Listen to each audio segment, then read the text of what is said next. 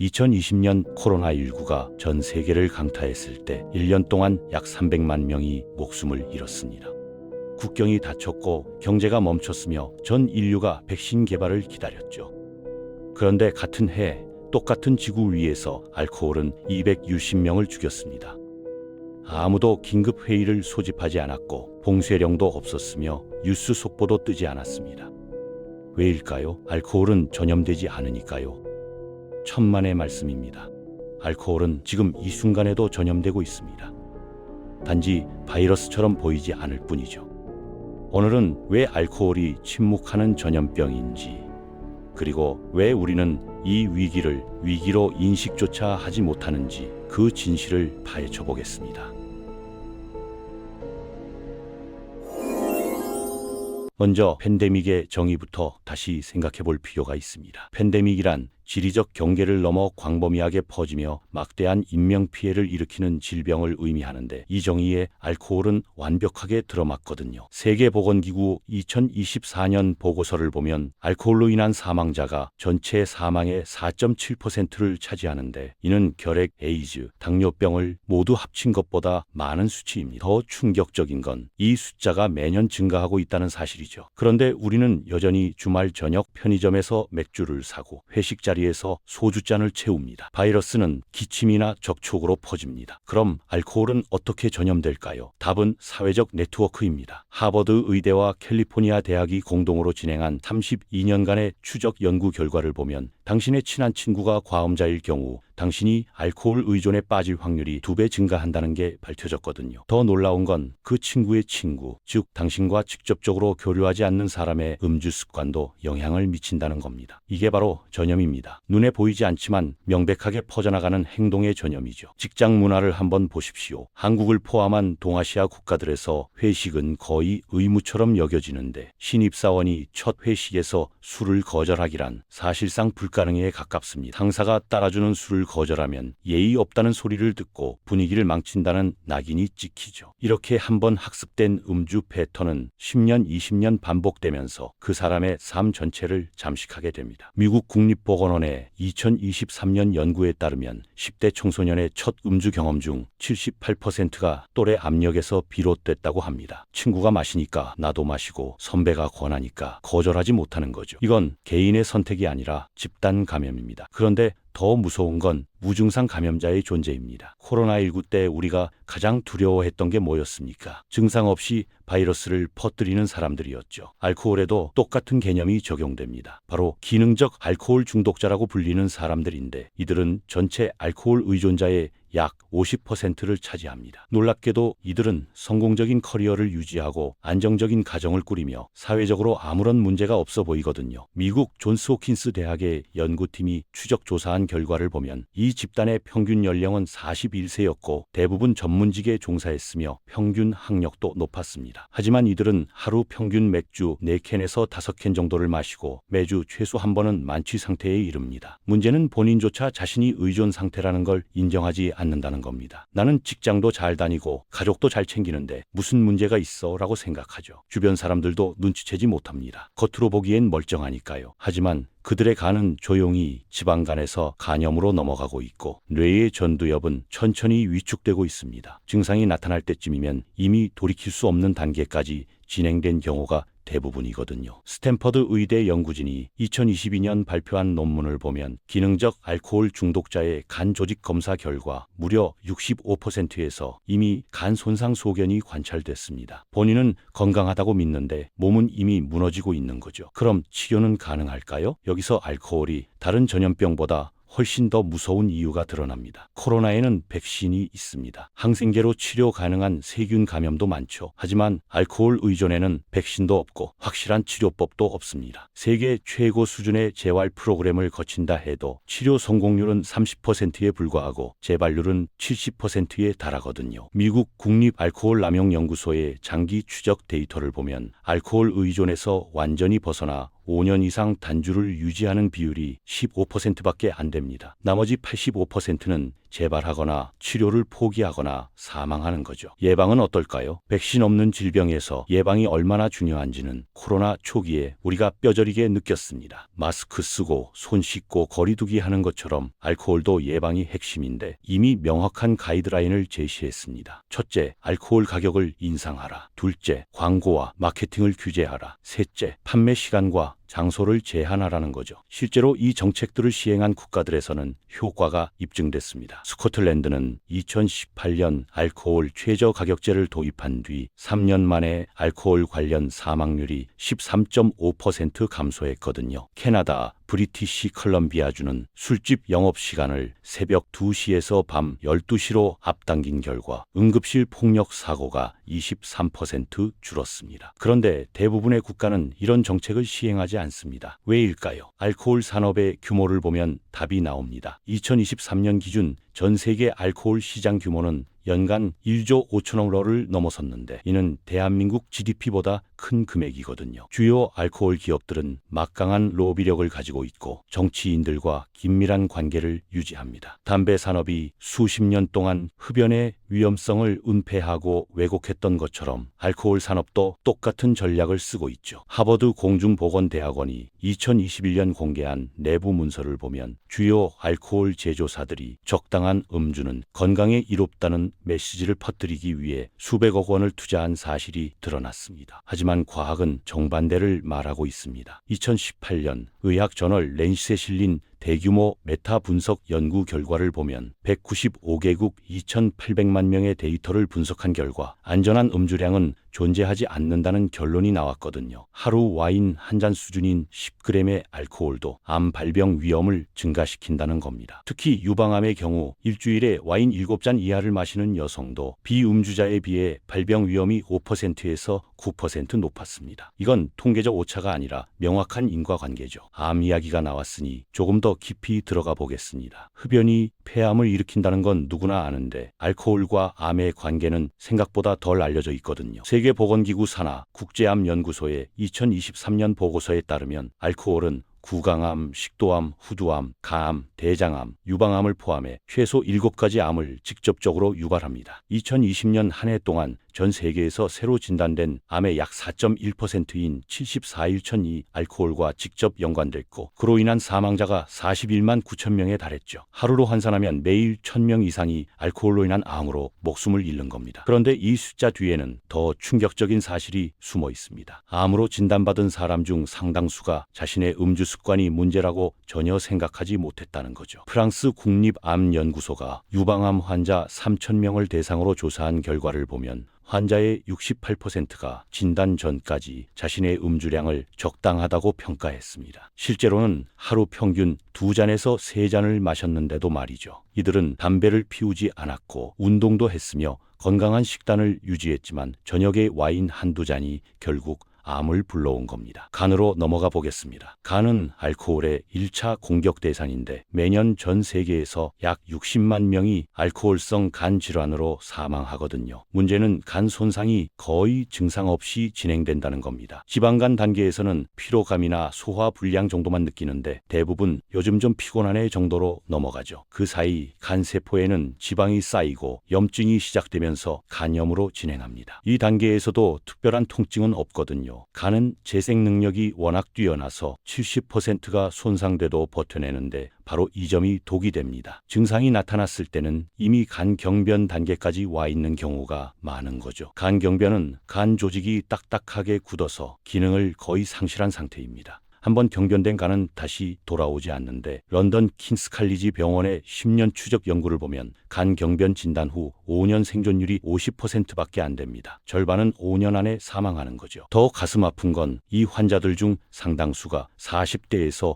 50대 초반이라는 겁니다. 20대부터 시작한 음주가 20년에서 25년 후 간을 완전히 파괴하는 건데 정작 본인은 나는 매일 술을 마시는 게 아니라 주말에만 마신다고 생각했던 사람들이거든요. 심혈관계 피해도 무시할 수 없습니다. 알코올은 심장 근육을 직접적으로 약화시키고 혈압을 올리며 부정맥을 유발하는데 세계보건기구 자료를 보면 알코올로 인한 심혈관 질환 사망자가 연간 47명을 넘습니다. 특히 뇌졸중 위험이 심각한데 하루 4잔 이상 마시는 사람은 비음주자에 비해 뇌출혈 위험이 3.4배 높다는 연구 결과가 있거든요. 핀란드에서 진행된 18년간의 코호트 연구를 보면 주말마다 포금하는 패턴이 규칙적으로 소량 마시는 것보다 훨씬 더 위험했습니다. 같은 주당 총량이라도 한꺼번에 마시면 혈관에 가해지는 충격이 폭발적으로 커지는 거죠. 이제 가장 무고한 피해자들 이야기를 해야겠습니다. 바로 태아들입니다. 임신 중 음주는 태아 알코올 증후군을 일으키는데 이건 평생 지속되는 신경 발달 장애거든요. 얼굴 기형, 성장 지연, 학습 장애, 행동 문제가 평생 따라다닙니다. 세계보건기구 추산으로 매년 약 12만 명의 신생아가 태아 알코올 증후군을 안고 태어나는데 이건 1,000명당 1명에서 2명 수준입니다. 생각보다 흔하죠. 더 충격적인 건 안전한 음주량이 없다는 겁니다. 미국 소아과학회와 산부인과학회는 명확하게 말합니다. 임신 중 어떤 양의 알코올도 안전하지 않다고요. 그런데 여전히 와인 한 잔쯤이야 라는 인식이 남아 있습니다. 2019년 영국에서 임산부 5,000명을 대상으로 한 설문조사를 보면 응답자의 28%가 임신 중 최소 한 번은 음주했다고 답했거든요. 이들 중 절반 이상은 소량은 괜찮다고 들었다고 말했습니다. 이게 바로 잘못된 정보의 전염입니다. 과학적 증거는 명확한데 구시대 관습과 술 산업의 마케팅이 그 사실을 덮어버리는 거죠. 사고와 폭력 문제로 넘어가 보겠습니다. 전 세계적으로 알코올이 원인이 된 사고로 매년 약 50만 명이 목숨을 잃는데 이 중 절반 이상이 술을 마시지 않은 사람들이라는 게 비극이거든요. 음주운전 사고의 희생자는 대부분 보행자, 동승자, 반대편 차량 탑승자입니다. 미국 교통안전국 데이터를 보면 2022년 음주운전 사고로 사망한 1만 3천 명 중 7천 명 이상이 음주운전자가 아니었습니다. 횡단보도를 건너던 아이 신호 대기 중이던 임산부 퇴근길 직장인이 아무 잘못 없이 목숨을 잃는 거죠. 폭력 범죄와의 관계는 더 심각합니다. 세계보건기구와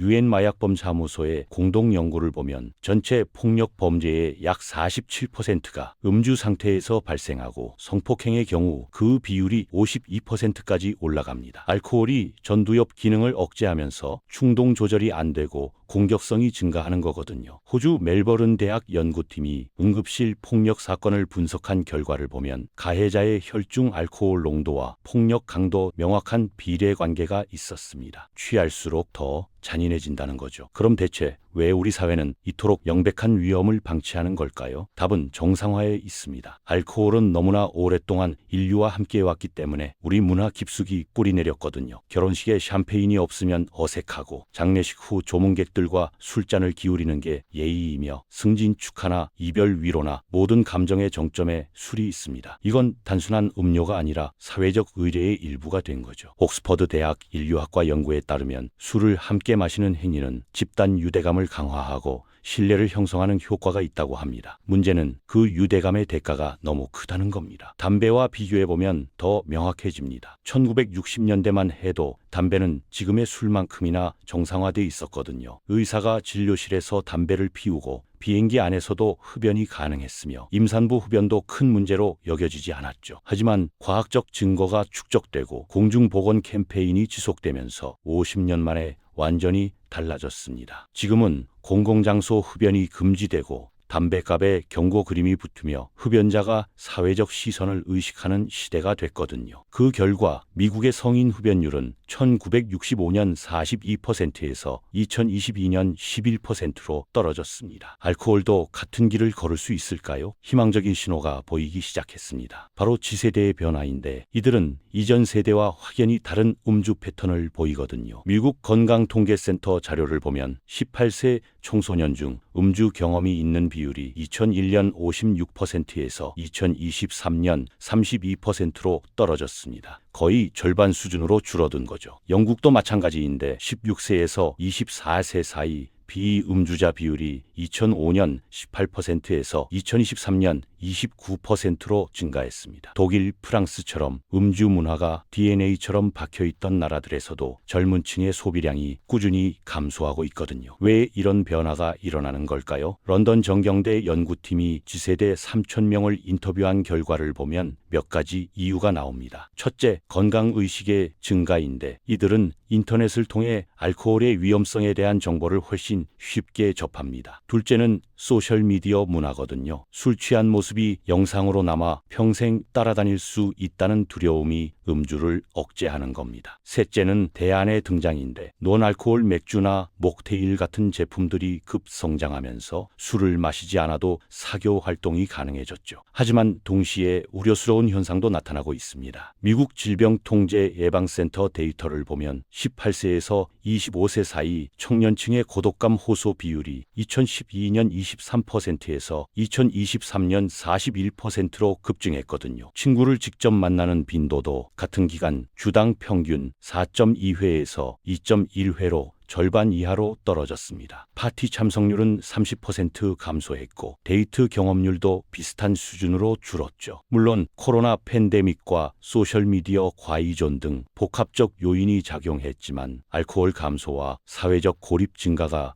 동시에 일어나고 있다는 건 무시할 수 없는 현실입니다. 일부 연구자들은 우려를 표합니다. 술이 불안전하지만 사회적 접착제 역할을 해왔는데 그 대안 없이 술만 줄이면 고립이 심화될 수 있다는 거죠. 캘리포니아 대학 사회학과 교수진이 2022년 발표한 논문을 보면 적당한 사교적 음주가 사회 자본 형성에 긍정적 영향을 미친다는 결과가 나왔습니다. 하지만 여기서 핵심은 적당한과 사교적이라는 조건인데 현실에서는 그 선을 지키기가 거의 불가능하거든요. 그럼 해법은 무엇일까요? 코로나 팬데믹을 다시 떠올려 봅시다. 우리는 바이러스를 막기 위해 무엇을 했습니까? 개인 차원에서는 마스크, 손 씻기, 거리 두기를 했고 사회 차원에서는 대규모 검사 추적 격리 시스템을 구축했으며 국가 차원에서는 백신 개발에 천문학적 예산을 쏟아부었죠. 알코올 팬데믹도 같은 접근이 필요합니다. 개인 차원에서는 정확한 정보에 기반한 선택이 중요합니다. 적당한 음주는 괜찮다는 신화를 버리고 안전한 음주량은 없다는 과학적 사실을 받아들여야 하거든요. 만약 마신다면 최소한으로 줄이고 폭음은 절대 피해야 합니다. 하버드 공중보건대학원이 제시하는 가이드라인을 보면 남성은 하루 2잔, 여성은 1잔을 넘지 말라고 하는데 이것도 안전하다는 게 아니라 위험을 상대적으로 낮춘다는 의미일 뿐입니다. 사회 차원에서는 정책이 바뀌어야 합니다. 세계보건기구가 제시한 3가지 핵심 정책 가격 인상 광고, 규제, 판매 제한은 이미 효과가 입증됐거든요. 러시아는 2006년 강력한 알코올 규제 정책을 시행한 후 15년 만에 알코올 관련 사망률을 39% 감소시켰습니다. 최저 가격제, 야간 판매 금지, 광고 전면 금지를 동시에 추진한 결과죠. 물론 알코올 산업의 반발이 거셌지만 정부는 공중보건을 우선시했습니다. 한국 상황은 어떨까요? 2023년 기준 한국의 1인당 연간 알코올 소비량은 순수 알코올 기준 7.7리터로 OECD 평균인 8.9리터보다는 낮지만 여전히 높은 수준이거든요. 더 심각한 건 음주 패턴인데 한국은 폭음률이 특히 높습니다. 질병관리청 자료를 보면 성인 남성의 53%, 여성의 27%가 월 1회 이상 폭음을 하는데 이는 OECD 국가 중 상위권입니다. 회식, 문화, 관계 중심, 사회 구조, 스트레스 해소단의 부재 등이 복합적으로 작용하는 거죠. 정부는 2023년 음주 폐해 예방법을 개정해 광고 규제를 일부 강화했지만 여전히 미흡합니다. 술 광고가 밤 10시 이후에만 가능하도록 제한했지만 온라인 광고는 여전히 자유롭고 편의점 진열도 규제받지 않거든요. 가격 정책도 없고 판매 시간 제한도 없습니다. 담배와 비교하면 규제 수준이 터무니없이 낮은 거죠. 교육도 중요합니다. 현재 학교에서 이루어지는 음주 예방 교육은 대부분 형식적이거든요. 술은 나쁘다는 식의 단순 경고보다는 뇌과학, 암 발병 메커니즘, 사회적 비용 같은 구체적 정보를 제공해야 합니다. 핀란드는 중학교 과학 시간에 알코올이 뇌에 미치는 영향을 fMRI 영상과 함께 가르치는데 이 프로그램을 이수한 학생들의 고등학교 시절